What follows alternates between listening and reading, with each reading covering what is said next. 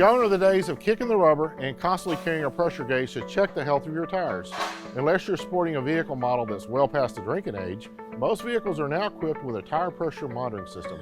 When you see a warning light flash on your dash saying tire pressure sensor fault or TPMS fault, it's best not to ignore it. To explain why, we have to get a little bit into car science.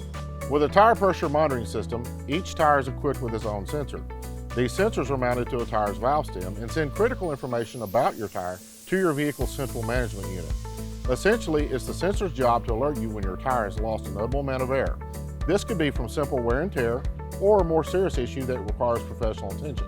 Typically, when you receive a TPMS fault warning, your vehicle is telling you that sensor is malfunctioning, meaning it can no longer monitor the tire pressure efficiently.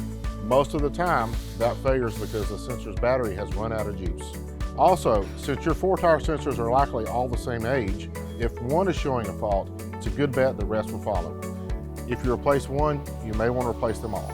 That's why we recommend having your tires changed and maintained at Tipton Ford. We know how to properly reprogram your sensors, and our factory-trained technicians make servicing your vehicle fast, easy, and convenient.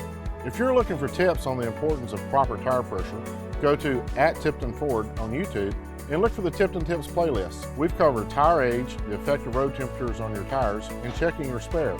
You can also follow us on Facebook, Instagram, and Twitter for future tips and tips on how you can spend less, drive more.